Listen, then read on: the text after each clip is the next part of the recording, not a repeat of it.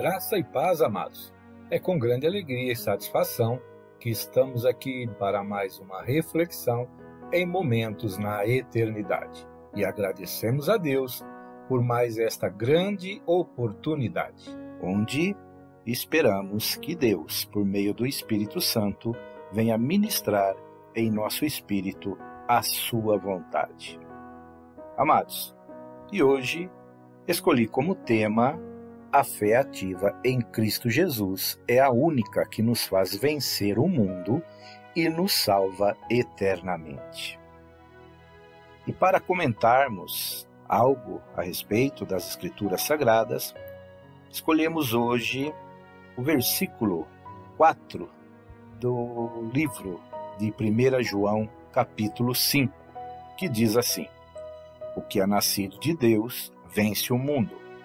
E esta é a vitória que vence o mundo, a nossa fé. Amados, sabemos que a fé vem pelo ouvir e o ouvir pela palavra de Deus.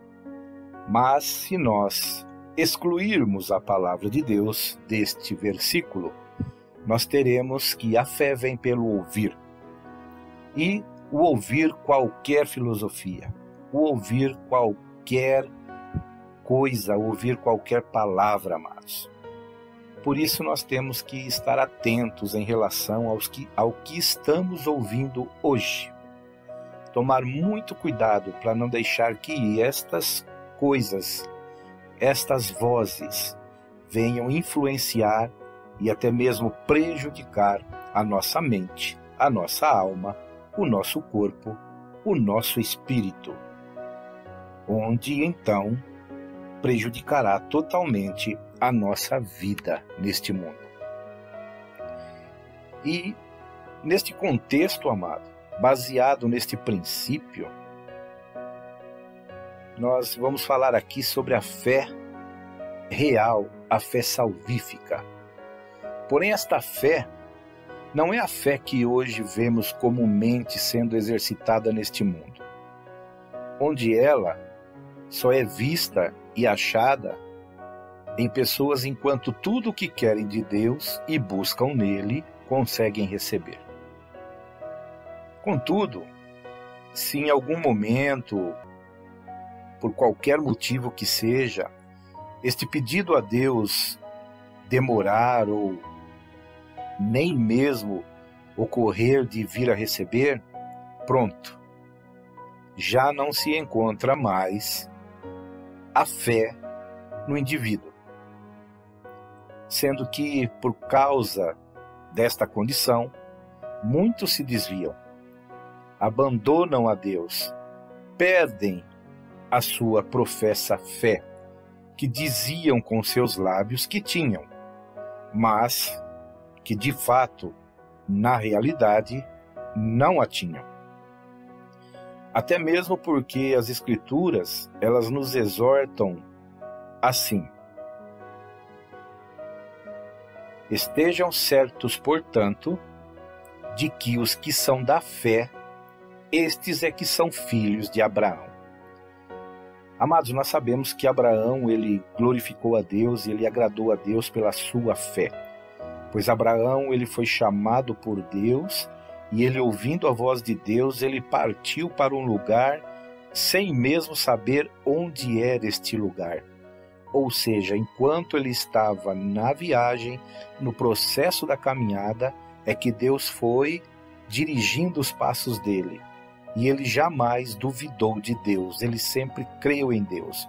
Então, por isso, Abraão é um exemplo de fé. Abraão, na realidade, biblicamente falando, é o pai da fé. É o pai daqueles que professam a fé em Cristo Jesus, num sentido espiritual. Amém, amados? Isso está escrito em Gálatas 3:7. E também em 2 Tessalonicenses 3:2 está escrito assim: orem também para que sejamos libertos dos homens perversos e maus, pois a fé não é de todos. Então nós podemos ver aqui que verdadeiramente há pelo menos dois tipos de fé, mas eu acredito que haja mais, pois tem pessoas que, mesmo declarando que não creem em Deus, que não acreditam em nada sobrenatural, eles mesmo assim depositam fé em si mesmos, pois eles acreditam na força do seu próprio poder, na força do seu próprio braço.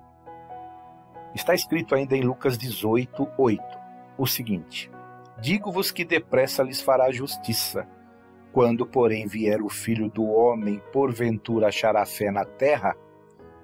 Amados, aqui nós vemos que a fé é uma questão de continuidade, é uma questão de perseverança, é uma questão de permanência numa posição de fé.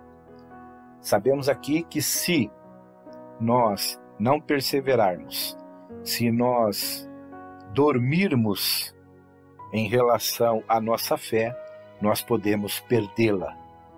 Porque senão Jesus jamais faria este comentário de que se porventura ele retornando acharia fé na terra. Algo para se pensar, amados. Este versículo está inserido em um contexto de uma parábola onde Jesus está ensinando sobre a justiça de Deus, onde ele usa esta analogia interessante, onde ele mostra que uma pessoa que não teme a Deus e nem respeita os homens, por ser incomodado por outra, para que ele, que detém um certo poder, venha e lhe faça justiça contra o seu adversário, julgando sua causa favorável a ela. E este, então, por se sentir incomodado pela insistência dela, no caso, nós podemos também aqui dizer perseverança, mesmo não se importando com a questão da justiça, resolve beneficiá-la conforme merecido é, porém, pela motivação errada e totalmente distorcida.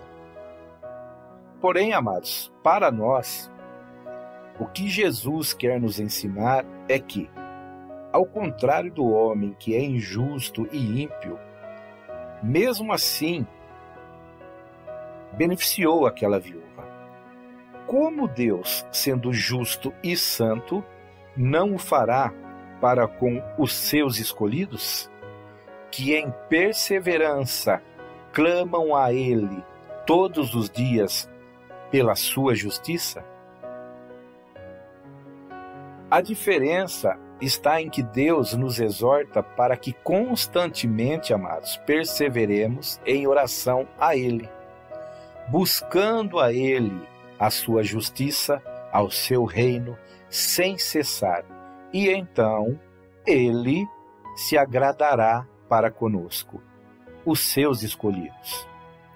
Pois esta tal insistência ou perseverança a Ele, Deus, representa fé, porque a fé é o firme fundamento das coisas que nós não vemos, mas que esperamos ver, que esperamos que aconteça, e isso o agrada, porque Deus é aquele que traz à existência tudo o que ainda não existe.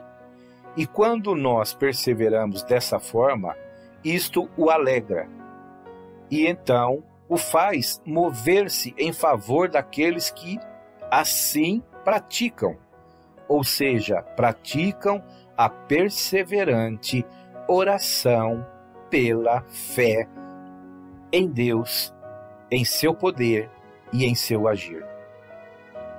Pois a verdadeira fé, amados, está firmada na pessoa que pode vir a realizar algo a nosso favor, e não na realização daquilo que buscamos. Até porque, se nós depositarmos fé na ação daquilo que pode ser feito por nós, e isso não acontecer, certamente nossa fé se extinguirá. Mas quando depositamos a nossa fé na pessoa que pode vir a fazer algo por nós, então, certamente, independente do tempo, do modo, Ele fará, mesmo que não seja neste mundo, nesta vida, que seja no porvir, mas Ele fará. E os que têm esta verdadeira fé salvífica continuará esperando, mesmo sem estar vendo. Amados, parece complicado, mas não é. Pois a verdadeira fé, a salvífica, foca o Salvador e não a salvação. Foca o abençoador e não a bênção. Se analisarmos Hebreus 12, do versículo 1 ao 4, poderemos entender que a verdadeira fé salvífica nos faz olhar para Cristo, sabendo que nele tudo já foi realizado, mesmo que ainda aos nossos olhos nós não vemos isto literalmente terminado, realizado. Em sendo assim, amados, independente de termos ou não realizados o que buscamos, continuaremos a perseverar nele eternamente, onde, enfim, independente do tempo e dos contratempos que esta vida nos traz, estaremos nele, com ele e para ele eternamente. Pois, a partir do momento que eu decido estar com Cristo, mesmo sem Ele nada mais fizer por mim, eu decidi estar com Ele por toda a eternidade, e chegando lá, na cidade celestial, na Nova Jerusalém, eu então verei com os meus próprios olhos tudo que Ele já havia feito por mim e para mim nesta vida. A fé salvífica, amados, nos faz caminhar em triunfo, em vitória, mesmo em meio a algumas derrotas, ou até muitas, que contemplemos no decorrer desta breve caminhada. Filipenses capítulo 3, versículo 1 ao 11, nós podemos analisar um contexto do qual estou falando. Pois a fé salvífica nos propicia a certeza de vencer o mundo e todo o seu sistema satânico, e não no mundo para a nossa sustentação. Examine Lucas 16, a partir do versículo 19, e você poderá avaliar tudo que estamos aqui comentando. Avalie também Apocalipse 3, do versículo 14 ao 22. Amados, entenda algo. A nossa plena realização pessoal está no porvir e não no agora. Aqui nós podemos contemplar lances, podemos contemplar brevidades de tudo o que verdadeiramente teremos no céu. Aqui nós vislumbramos algo como sombra, não a realidade total de tudo que por nós foi feito e por nós aguarda no eterno porvir.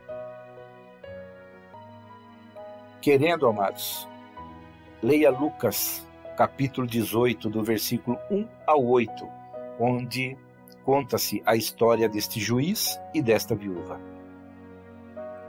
Se há um pensamento que nós podemos aqui